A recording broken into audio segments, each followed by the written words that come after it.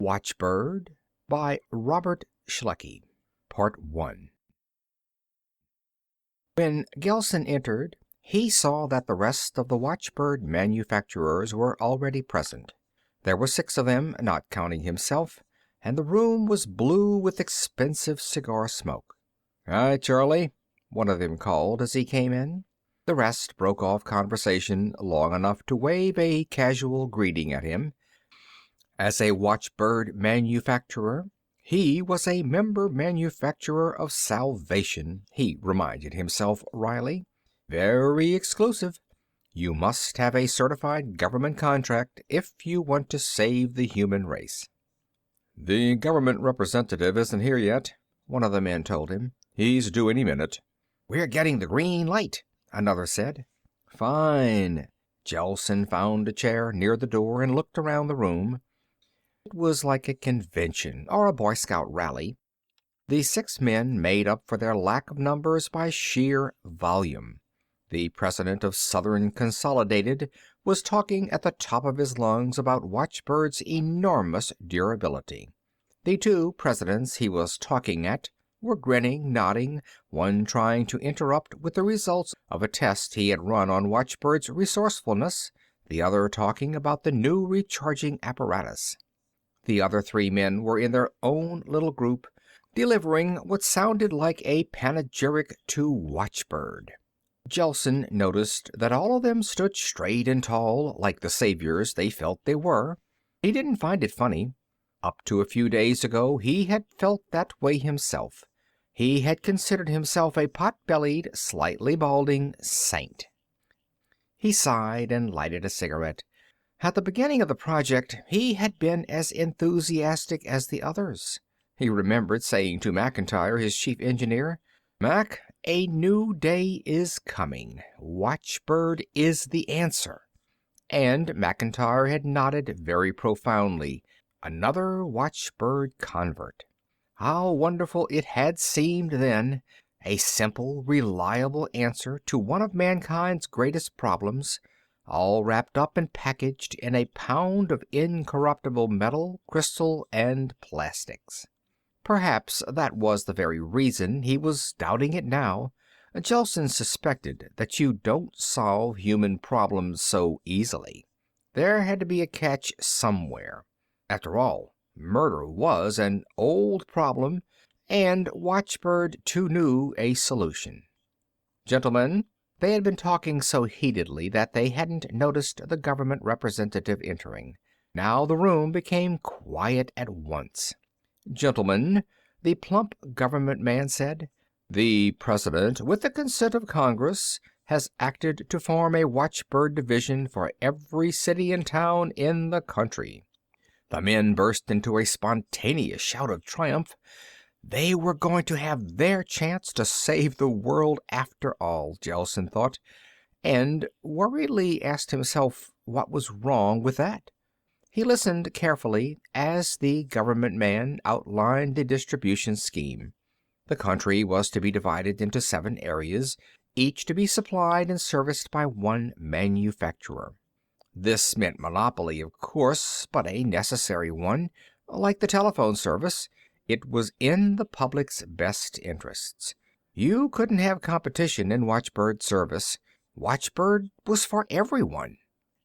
"The President hopes," the representative continues, "that full Watchbird service will be installed in the shortest possible time. You will have top priorities on strategic metals, manpower, and so forth." "Speaking for myself," the president of Southern Consolidated said, "I expect to have the first batch of watchbirds distributed within the week. Production is all set up." The rest of the men were equally ready. The factories had been prepared to roll out the watchbirds for months now. The final standardized equipment had been agreed upon, and only the presidential go-ahead had been lacking. "Fine," the representative said. "If that is all, I think we can... Is there a question?" "Yes, sir," Gelson said. "I want to know if the present model is the one we're going to manufacture." "Of course," the representative said. "It's the most advanced." "I have an objection." Gelson stood up. His colleagues were glaring coldly at him. Obviously, he was delaying the event of the Golden Age. "What is your objection?" the representative asked. "First, let me say that I am 100% in favor of a machine to stop murder. It's been needed for a long time. I object only to the watchbirds' learning circuits. They serve, in effect, to animate the machine and give it a pseudo-consciousness. I can't approve of that." "But, Mr. Gelson, you yourself testified that the watchbird would not be completely efficient unless such circuits were introduced. Without them, the watchbirds could stop only an estimated 70% of murders." "I know that," Gelson said, feeling extremely uncomfortable. "I believe there might be a moral danger in allowing a machine to make decisions that are rightfully man's," he declared doggedly.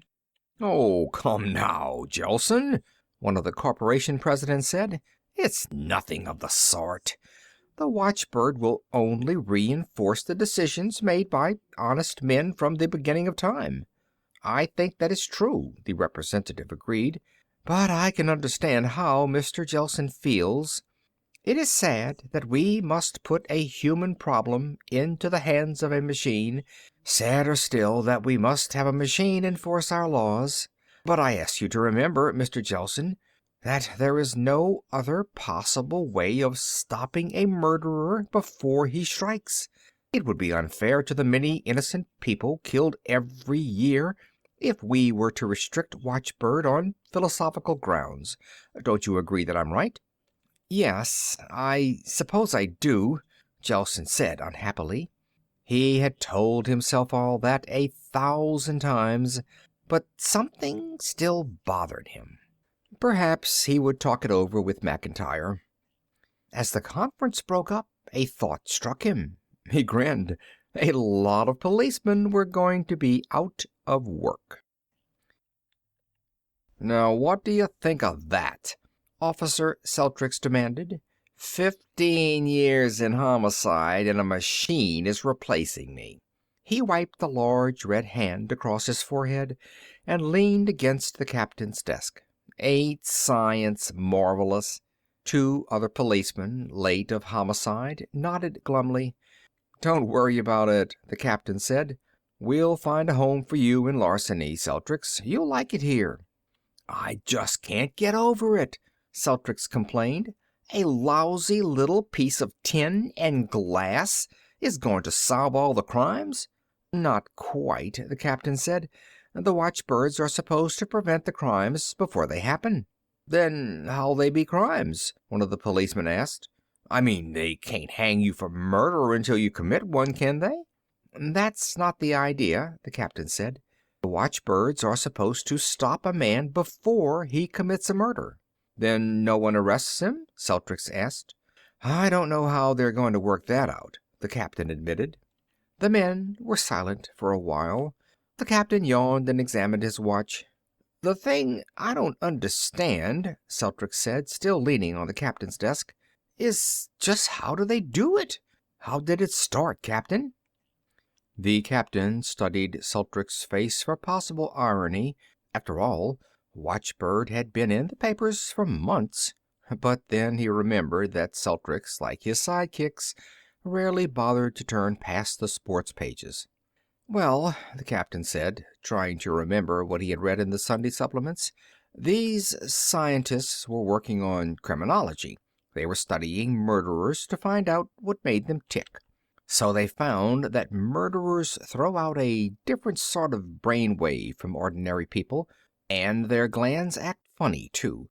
All this happens when they're about to commit a murder. So these scientists worked out a special machine to flash red or something when these brain waves turned on." "Scientists," Celtrix said bitterly. "Well, after the scientists had this machine, they didn't know what to do with it. It was too big to move around, and murderers didn't drop in often enough to make it flash. So they built it into a smaller unit and tried it out in a few police stations. I think they tried one upstate, but it didn't work so good. You couldn't get to the crime in time. That's why they built the watchbirds."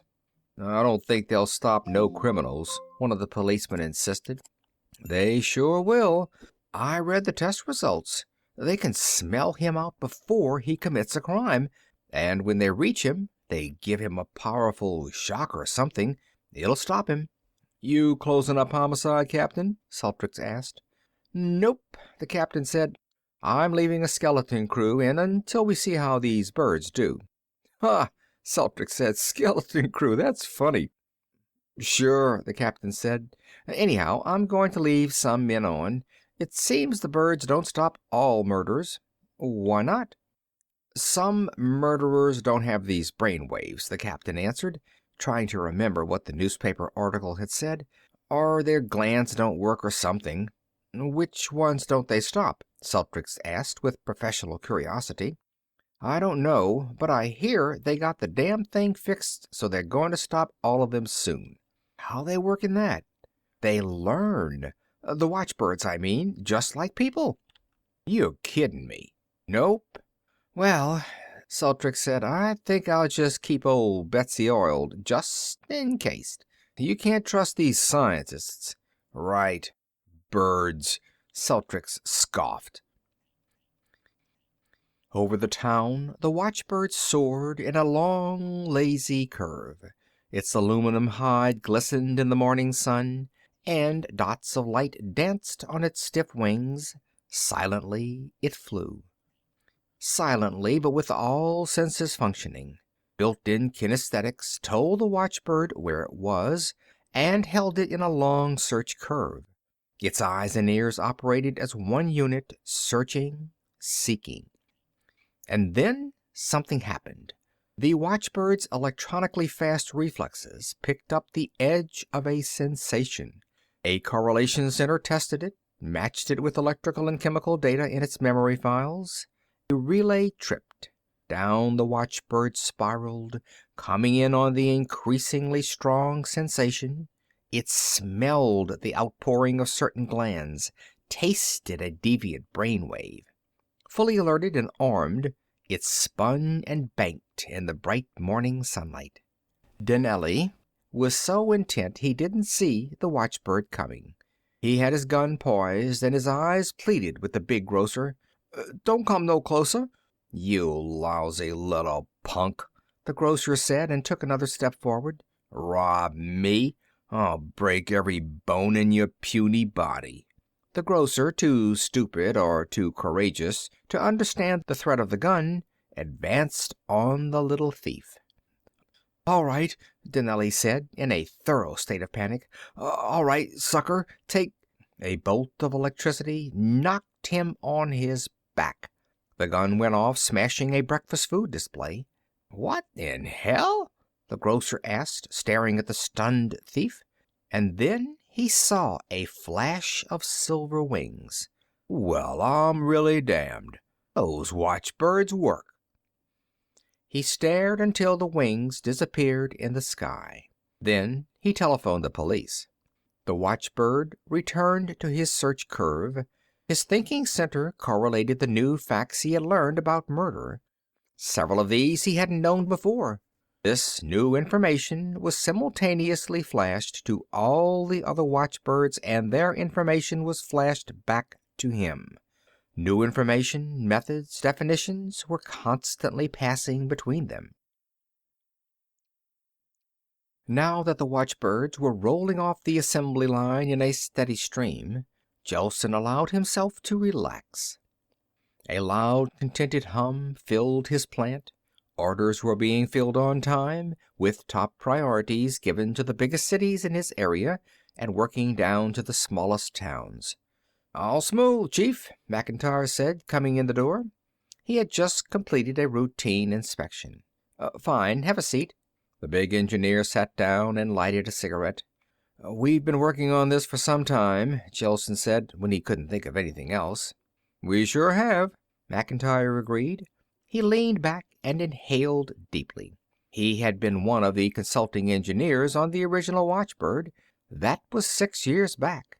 He had been working for Gelsen ever since, and the men had become good friends. The thing I wanted to ask you was this. Gelsen paused. He couldn't think how to phrase what he wanted. Instead, he asked, "What do you think of the watchbirds, Mac?" "Who, me?" The engineer grinned nervously. He had been eating, drinking, and sleeping watchbird ever since its inception. He had never found it necessary to have an attitude. "Why, I think it's great." "I didn't mean that," Gelsen said. He realized that what he wanted was to have someone understand his point of view. "I mean, do you figure there might be some danger in machine thinking?" "I don't think so, Chief. Why do you ask?" "Look, I'm no scientist or engineer. I've just handled cost and production and let you boys worry about how.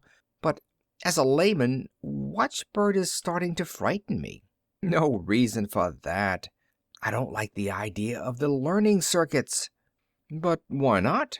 Then McIntyre grinned again. "I know. You're like a lot of people, Chief, afraid your machines are going to wake up and say, 'What are we doing here? Let's go out and rule the world.' Is that it?" "Maybe something like that," Gelsen admitted. "No chance of it," McIntyre said. "Watchbirds are complex, I'll admit, but an MIT calculator is a whole lot more complex, and it hasn't got consciousness." "No, but watchbirds can learn." "Sure, so can all the new calculators. Do you think they'll team up with the watchbirds?" Gelsen felt annoyed at McIntyre and even more annoyed at himself for being ridiculous. It's a fact that the watchbirds can put their learning into action. No one is monitoring them. "So that's the trouble," McIntyre said. "I've been thinking of getting out of Watchbird." Gelsen hadn't realized it until that moment. "Look, Chief," McIntyre said, "will you take an engineer's word on this?" "Let's hear it." "Watchbirds are no more dangerous than an automobile, an IBM calculator, or a thermometer. They have no more consciousness or volition than those things. The watchbirds are built to respond to certain stimuli and to carry out certain operations when they receive that stimuli." "And the learning circuits?" "You have to have those," McIntyre said patiently, as though explaining the whole thing to a 10-year-old. "The purpose of the watchbird is to frustrate all murder attempts, right? Well, only certain murderers give out these stimuli. In order to stop all of them, the watchbird has to search out new definitions of murder and correlate them with what it already knows." "I think it's inhuman," Gelsen said. "That's the best thing about it. The watchbirds are unemotional. Their reasoning is non-anthropomorphic. You can't bribe them or drug them. You shouldn't fear them either." The intercom on Gelsen's desk buzzed. He ignored it. "I know all this," Gelsen said, "but still, sometimes I feel like the man who invented dynamite. He thought it would only be used for blowing up tree stumps. You didn't invent Watchbird. I still feel morally responsible because I manufacture them." The intercom buzzed again, and Gelsen irritably punched a button. "The reports are in on the first week of Watchbird operation," his secretary told him. "How do they look?" "Wonderful, sir." "Send them in 15 minutes." Gelsen switched the intercom off and turned back to McIntyre, who was cleaning his fingernails with a wooden match. "Don't you think that this represents a trend in human thinking? The mechanical god? The electronic father?" "Chief," McIntyre said, "I think you should study Watchbird more closely. Do you know what's built into the circuits?" "Only generally." "First, there is a purpose, which is to stop living organisms from committing murder. 2, murder may be defined as an act of violence consisting of breaking, mangling, maltreating, or otherwise stopping the functions of a living organism by a living organism. 3, most murderers are detectable by certain chemical and electrical changes." McIntyre paused to light another cigarette. "Those conditions take care of the routine functions.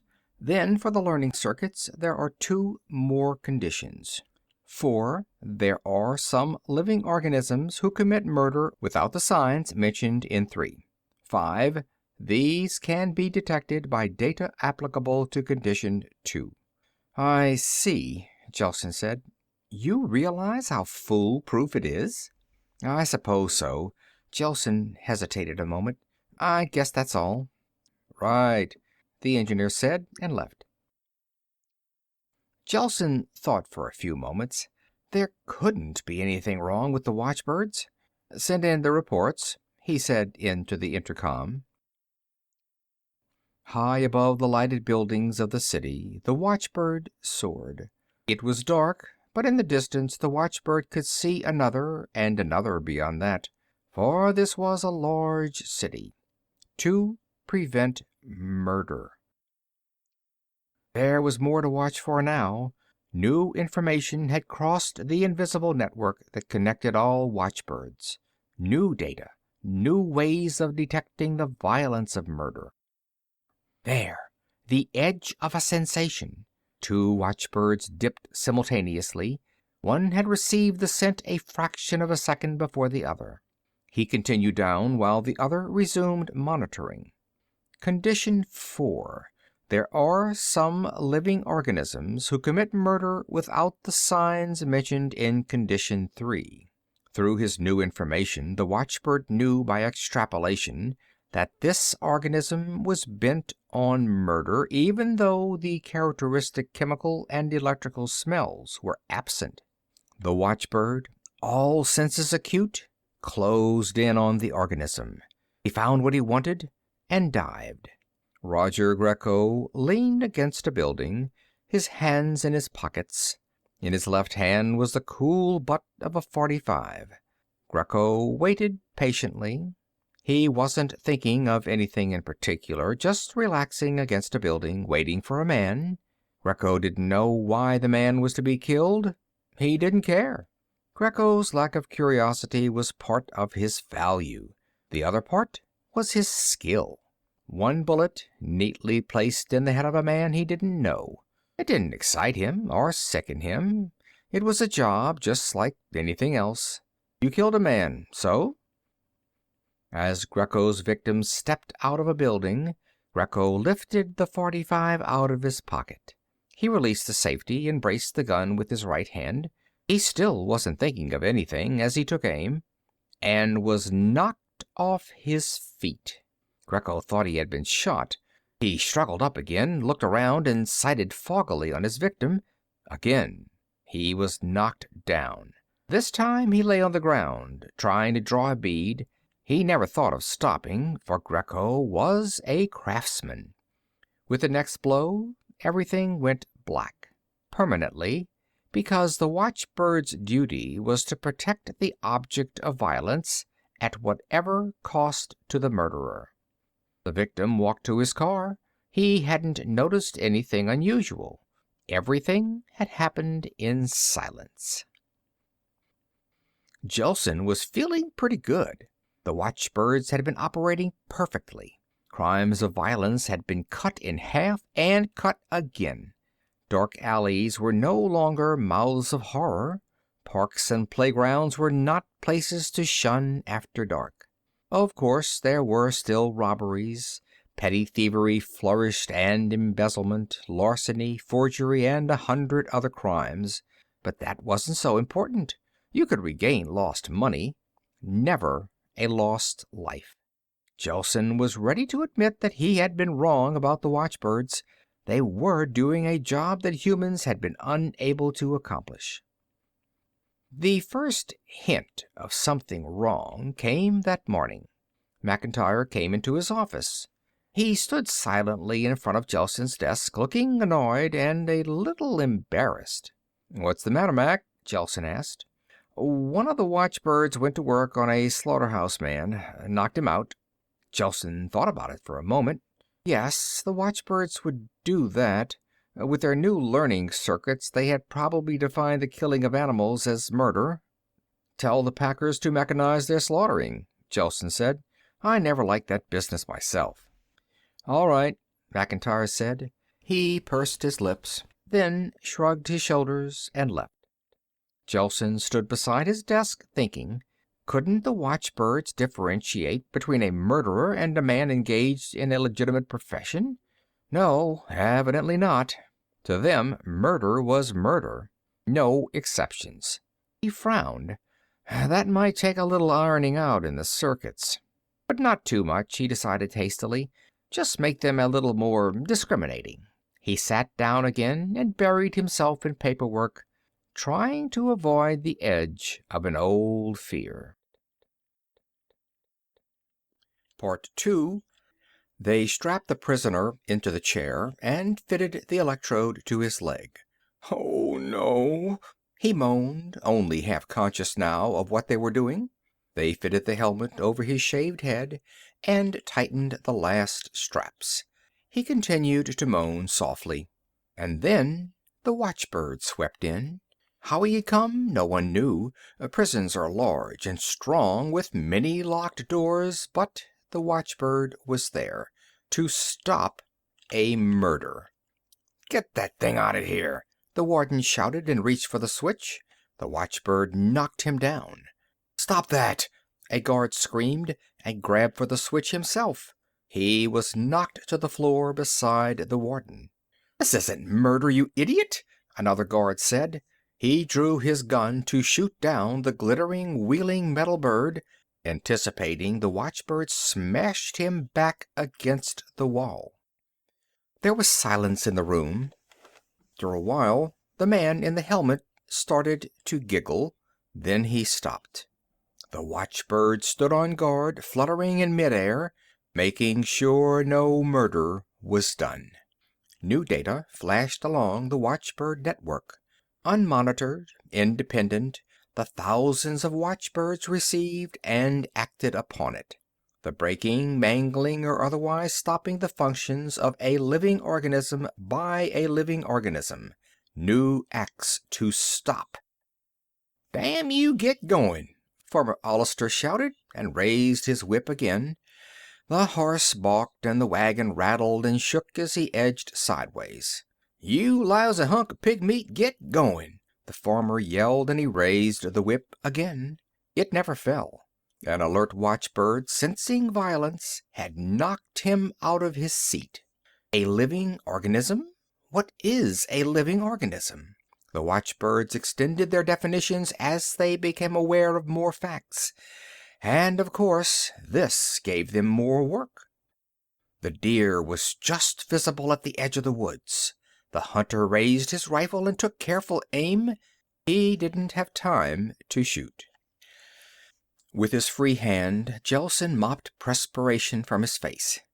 "All right," he said into the telephone. He listened to the stream of vituperation from the other end, then placed the receiver gently in its cradle. "What was that one?" McIntyre asked. He was unshaven, tie loose, shirt unbuttoned. "Another fisherman," Gelsen said. "It seems the watchbirds won't let him fish even though his family is starving. What are we going to do about it, he wants to know." "How many hundred is that?" "I don't know. I haven't opened the mail." "Well, I figured out what the trouble is," McIntyre said gloomily, with the air of a man who knows just how he blew up the Earth after it was too late. "Let's hear it." "Everybody took it for granted that we wanted all murder stopped. We figured the watchbirds would think as we do. We ought to have qualified the conditions." "I've got an idea," Gelsen said, "that we'd have to know just why and what murder is before we could qualify the conditions properly. And if we knew that, we wouldn't need the watchbirds." "Oh, I don't know about that. They just have to be told that some things which look like murder are not murder." "But why should they stop fishermen?" Gelsen asked. "Why shouldn't they? Fish and animals are living organisms. We just don't think that killing them is murder." The telephone rang. Gelsen glared at it and punched the intercom. "I told you, no more calls, no matter what." "This is from Washington," his secretary said. "I thought you'd—" "Sorry." Gelsen picked up the telephone. "Yes? Certainly is a mess. Have they? All right, I certainly will." He put down the telephone. Short and sweet. he told McIntyre. "We're to shut down temporarily." "That won't be so easy," McIntyre said. "The watchbirds operate independent of any central control, you know. They come back once a week for a repair checkup. We'll have to turn them off then, one by one. Well, let's get to it. Monroe, over on the coast, has shut down about a quarter of his birds." "I think I can dope out a restricting circuit," McIntyre said. "Fine," Gelsen replied bitterly. "You make me very happy." The watchbirds were learning rapidly, expanding and adding to their knowledge.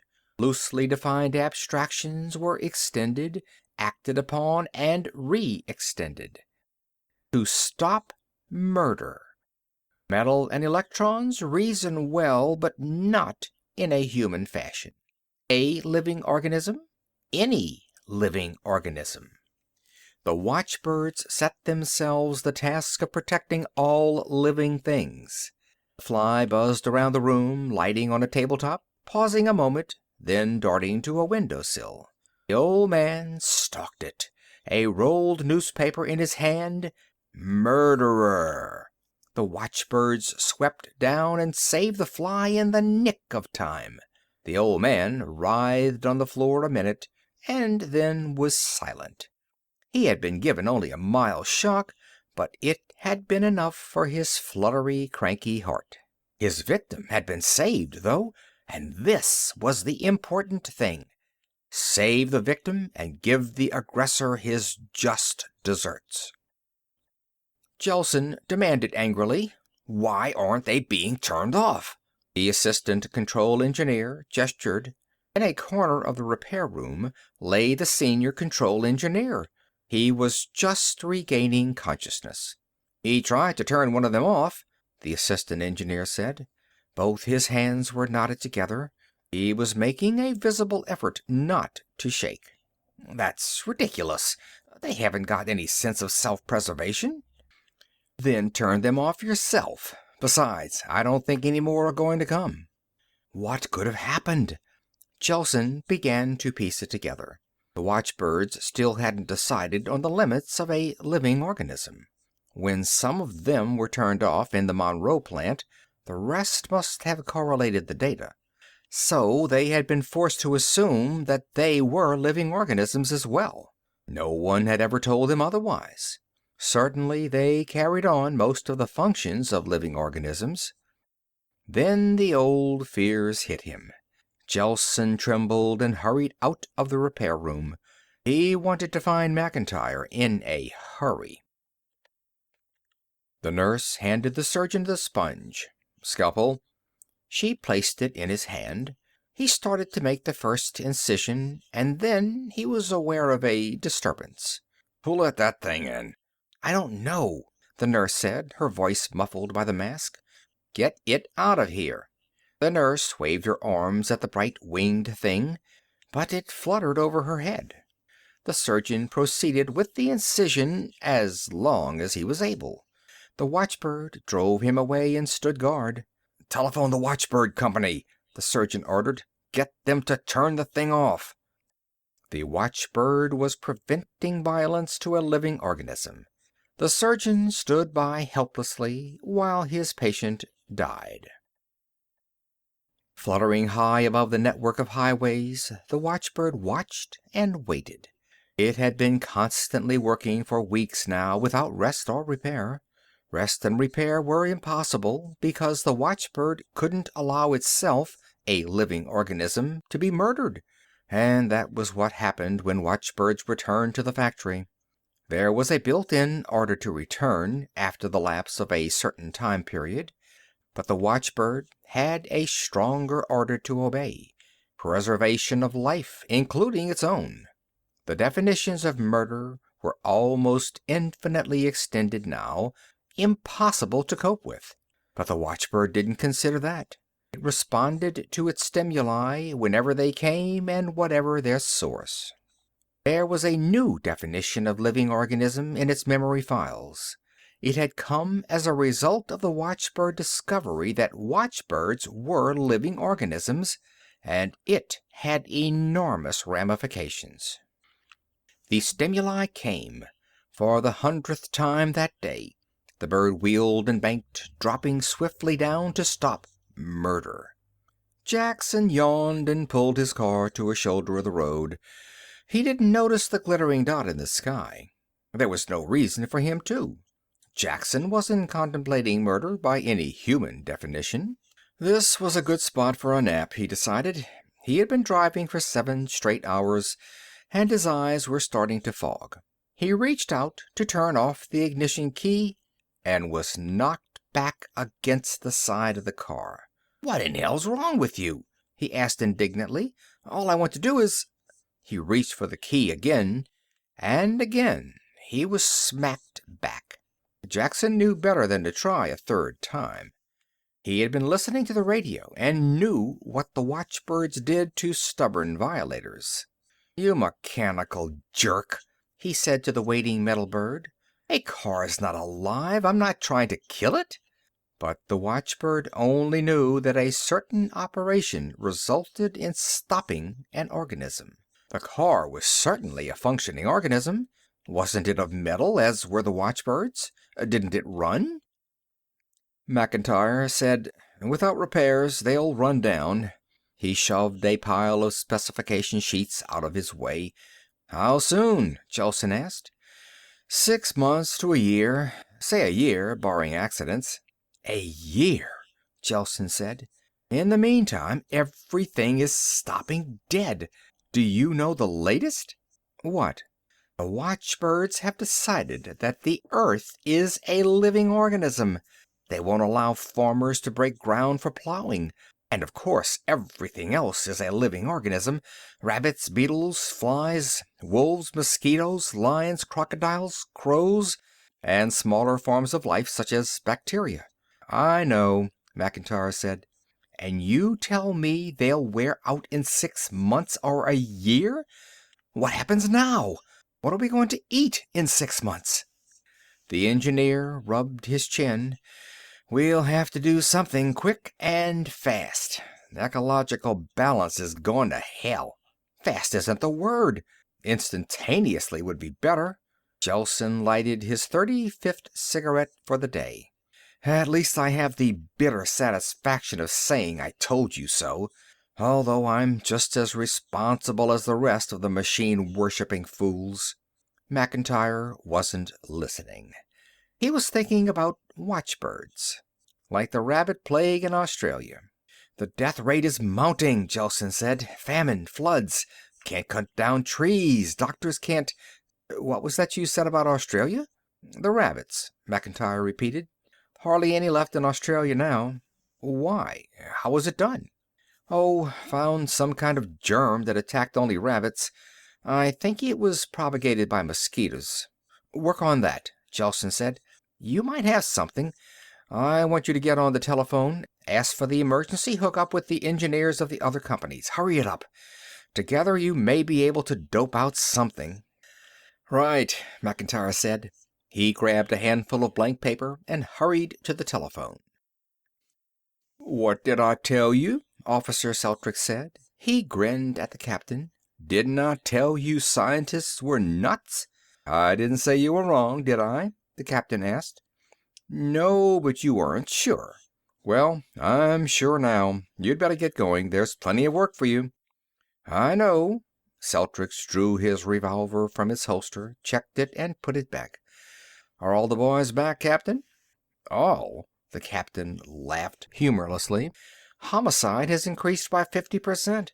There's more murder now than there's ever been." "Sure," Celtric said.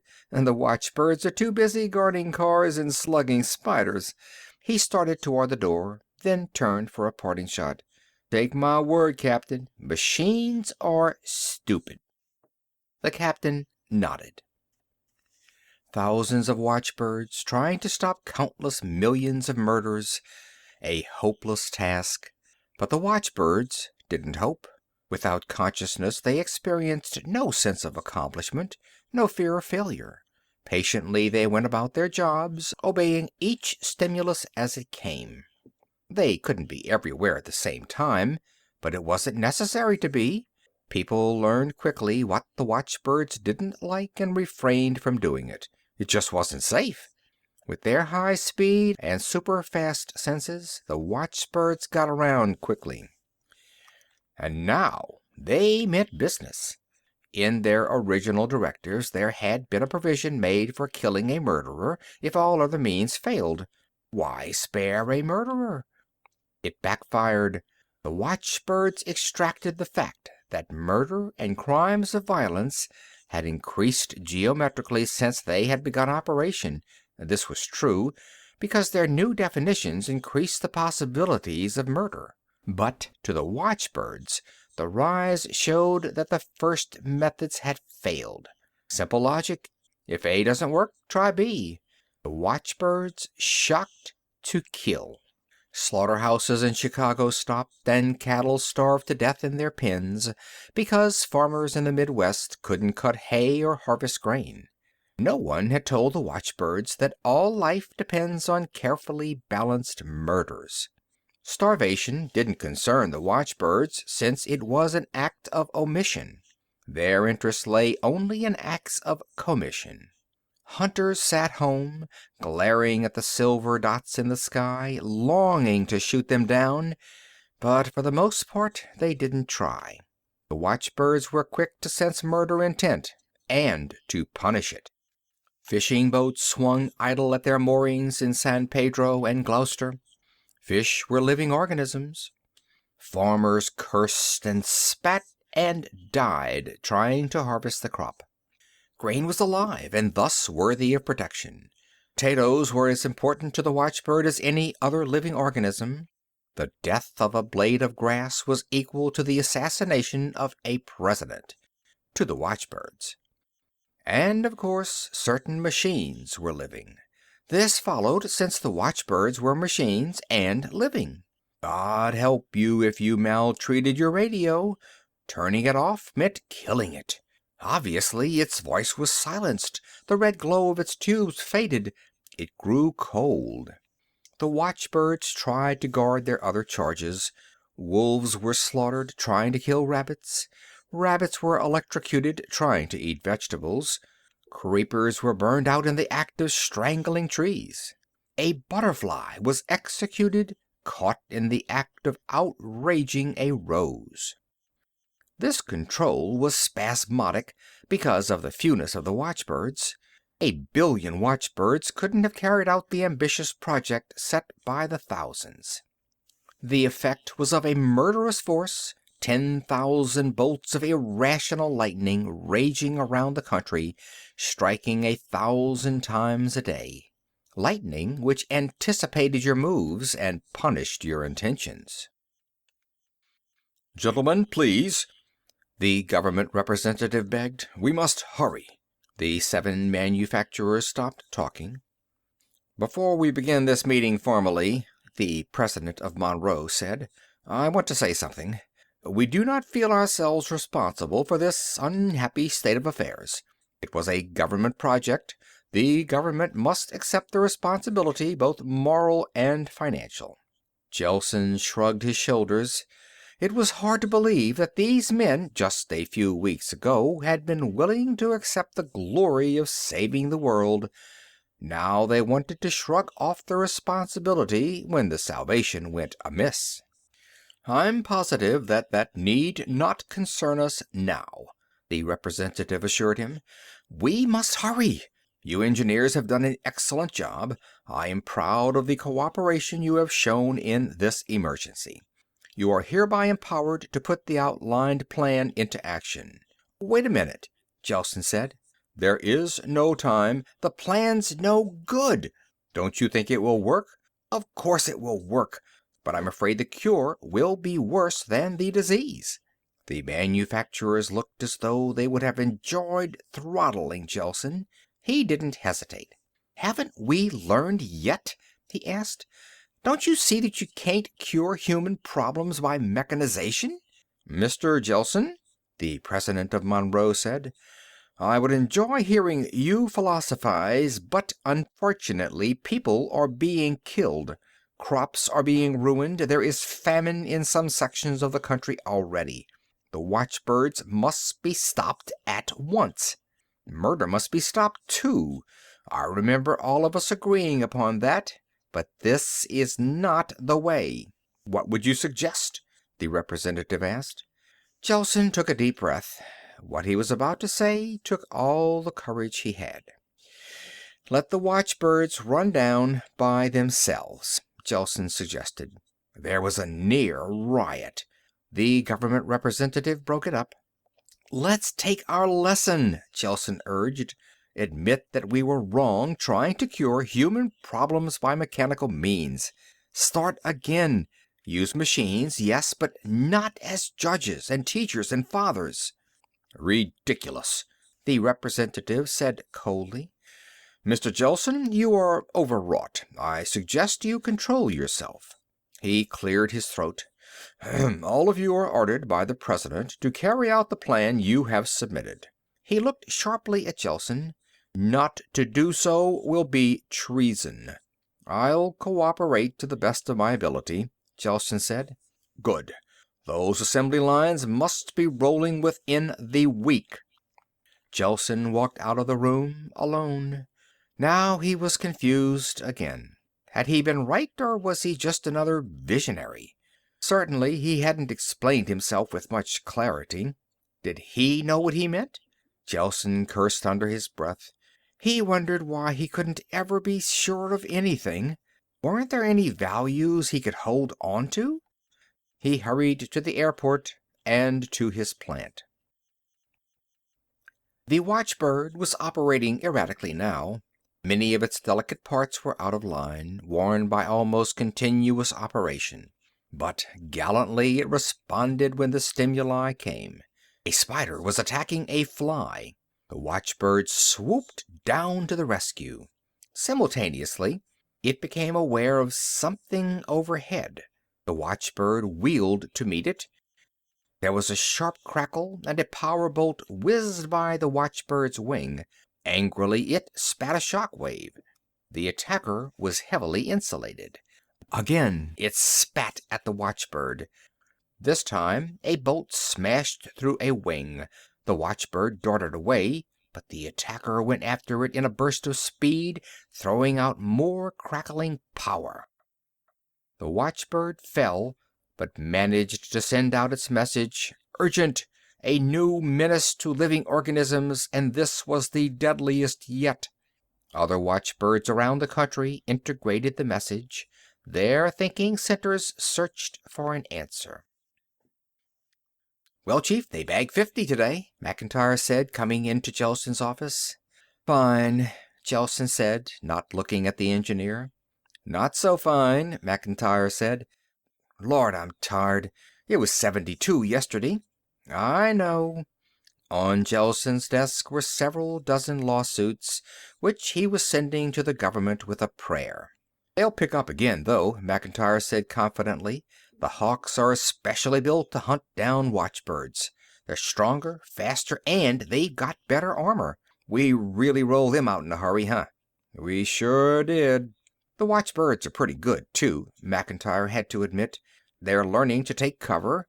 They're trying a lot of stunts. You know, each one that goes down tells the others something." Gelsen didn't answer. "But anything the watchbirds can do, the Hawks can do better," McIntyre said cheerfully. "The Hawks have special learning circuits for hunting. They're more flexible than the watchbirds. They learn faster." Gelsen gloomily stood up, stretched, and walked to the window. The sky was blank. Looking out, he realized that his uncertainties were over. Right or wrong, he had made up his mind. "Tell me," he said, still watching the sky, "what will the Hawks hunt after they get all the watchbirds?" "Huh?" McIntyre said. "Why, just to be on the safe side, you'd better design something to hunt down the Hawks. Just in case, I mean. You think—" "All I know is that the Hawks are self-controlled. So were the watchbirds. Remote control would have been too slow, the argument went. The idea was to get the watchbirds and get them fast. That meant no restricting circuits. We can dope something out. McIntyre said uncertainly. You've got an aggressive machine up in the air now. A murder machine. Before that, it was an anti-murder machine. Your next gadget will have to be even more self-sufficient, won't it? McIntyre didn't answer. I don't hold you responsible, Gelsen said. It's me. It's everyone. In the air outside was a swift moving dot. That's what comes, said Gelsen, of giving a machine the job that was our own responsibility. Overhead, a hawk was zeroing in on a watchbird. The armored murder machine had learned a lot in a few days. Its sole function was to kill. At present, it was impelled toward a certain type of living organism, metallic like itself. But the hawk had just discovered that there were other types of living organisms, too, which had to be murdered. End of Watchbird by Robert Sheckley.